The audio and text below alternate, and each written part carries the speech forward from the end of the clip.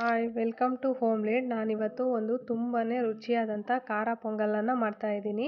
ಖಾರ ಪೊಂಗಲ್ ಮಾಡೋದಕ್ಕೆ ನಾನು ಏನೇನೆಲ್ಲ ತೊಗೊಂಡಿದ್ದೀನಿ ಅಂದರೆ, ಮೊದಲು 1 ಕಪ್ಪು ಹೆಸರುಬೇಳೆ, 1 ಕಪ್ಪು ಅಕ್ಕಿ ಮತ್ತು ಸೇಮ್ ಕಪ್ಪಲ್ಲಿ ತೊಗೊಂಡಿದ್ದೀನಿ ನಾನು.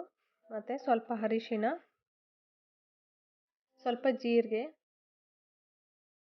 ಸ್ವಲ್ಪ ಕಾಳು ಮೆಣಸು ಮತ್ತು ಸ್ವಲ್ಪ ಕರಿಬೇವು, ಸ್ವಲ್ಪ ತುರಿದಿರ್ತಕ್ಕಂಥ ಶುಂಠಿ ಮತ್ತು 3ರಿಂದ 4 ಹಸಿಮೆಣ್ಸಿನ್ಕಾಯಿನ ನಾನು ಈ ಥರ ಕಟ್ ಮಾಡಿ ಇಟ್ಕೊಂಡಿದ್ದೀನಿ.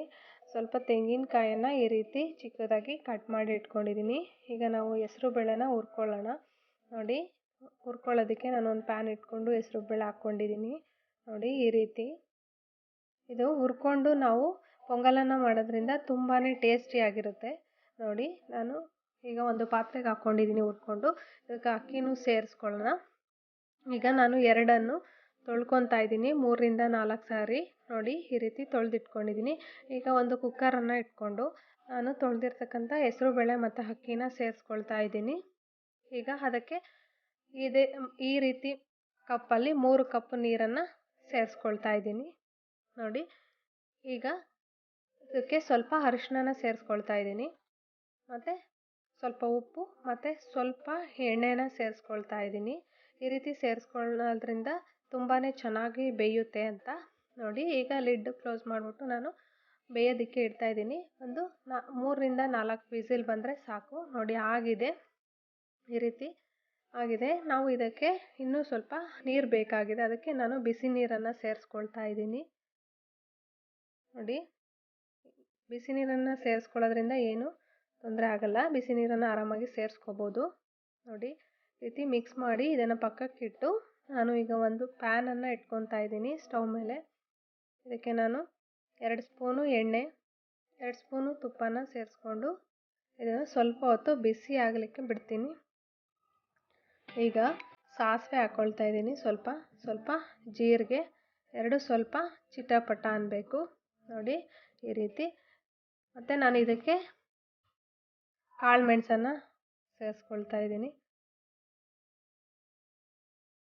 ಅದೇ ರೀತಿ ಈಗ ನಾನು ಹಸಿಮೆಣ್ಸಿನ್ಕಾಯಿನ ಸೇರಿಸ್ಕೊತಾ ಇದ್ದೀನಿ. ಈಗ ಹಸಿಮೆಣ್ಸಿನ್ಕಾಯಿ ಸ್ವಲ್ಪ ಹೊತ್ತು ಎಣ್ಣೆಯಲ್ಲಿ ಚೆನ್ನಾಗಿ ಫ್ರೈ ಆಗಬೇಕು. ಫ್ಲೇವರು ತುಂಬಾ ಚೆನ್ನಾಗಿರುತ್ತೆ, ಅದಕ್ಕೋಸ್ಕರ ಇದು ಸ್ವಲ್ಪ ಹೊತ್ತು ಎಣ್ಣೆಯಲ್ಲಿ ಫ್ರೈ ಆಗಲಿ. ನೆಕ್ಸ್ಟ್ ಇದಕ್ಕೆ ನಾವು ಹಸಿ ಶುಂಠಿ ತುರಿನ ಸೇರಿಸ್ಕೊತಾ ಇದ್ದೀನಿ. ಎಲ್ಲನೂ ಸ್ವಲ್ಪ ಹೀಗೆ ಫ್ರೈ ಮಾಡ್ಕೊಳ್ಳೋಣ. ಈಗ ನಾವು ಇದಕ್ಕೆ ಮತ್ತೆ ಕರಿಬೇವನ್ನು ಸೇರಿಸ್ಕೊತಾ ಇದ್ದೀನಿ ನಾನು. ಇದನ್ನು ಸ್ವಲ್ಪ ಹೊತ್ತು ಫ್ರೈ ಮಾಡ್ಕೊಳ್ಳೋಣ. ಮತ್ತು ನಾವು ಇದಕ್ಕೆ ಚಿಕ್ಕದಾಗಿ ಕಟ್ ಮಾಡಿರ್ತೀವಲ್ಲ ಅದನ್ನು, ತೆಂಗಿನಕಾಯನ್ನು ಸೇರಿಸ್ಕೊಳ್ತಾ ಇದ್ದೀನಿ. ನೋಡಿ, ಈಗ ಈ ರೀತಿ ನೀಟಾಗಿ ಮಿಕ್ಸ್ ಮಾಡ್ಕೊಳ್ಳೋಣ. ತೆಂಗಿನಕಾಯಿ ಹಾಕಿದ ಮೇಲೆ ತುಂಬ ಹೊತ್ತು ಫ್ರೈ ಮಾಡಬಾರ್ದು. ನೋಡಿ, ಈಗ ನಾನು ಇದಕ್ಕೆ ಸೇರಿಸ್ಕೊಳ್ತಾ ಇದ್ದೀನಿ. ಹೆಸರು ಬೇಳೆ ಮತ್ತು ಅಕ್ಕಿ ಬೇಯಿಸ್ಕೊಂಡಿದ್ದೀವಲ್ಲ ಅದಕ್ಕೆ ಸೇರಿಸ್ಕೊಂಡಿದ್ದೀನಿ. ಒಗ್ಗರಣೆನ ಸೇರಿಸ್ಕೊಂಡು ನೀಟಾಗಿ ಮಿಕ್ಸ್ ಮಾಡ್ಕೊಳ್ತಾ ಇದ್ದೀನಿ. ಈಗ ಮಿಕ್ಸ್ ಮಾಡಿಕೊಂಡು ಇನ್ನೂ ನಮಗೆ ಸ್ವಲ್ಪ ನೀರು ಬೇಕು ಅನಿಸಿದ್ರೆ ನಾವು ಸೇರಿಸ್ಕೋಬೋದು. ನೋಡಿ, ಈ ರೀತಿ ತುಂಬಾ ಚೆನ್ನಾಗಾಗಿದೆ. ನಾನು ಈಗ ಒಂದು ಪ್ಲೇಟ್ಗೆ ಸರ್ವ್ ಮಾಡ್ಕೊಳ್ತಾ ಇದ್ದೀನಿ. ನೋಡಿ, ಈ ರೀತಿ ಖಾರ ಪೊಂಗಲು ತುಂಬ ಬಿಸಿ ಇರಬೇಕಾದ್ರೇ ತಿನ್ಕೋಬೇಕು. ತುಂಬಾ ಟೇಸ್ಟಿಯಾಗಿರುತ್ತೆ. ಬಿಸಿ ಇರಬೇಕಾದ್ರೇ ಇದನ್ನು ತಿನ್ನೋದ್ರಿಂದ ತುಂಬ ರುಚಿ ಕೊಡುತ್ತೆ. ನೋಡಿ, ಹೇಗಿತ್ತು ಅಂತ ಕಾಮೆಂಟಲ್ಲಿ ತಿಳಿಸಿ. Thank you for watching.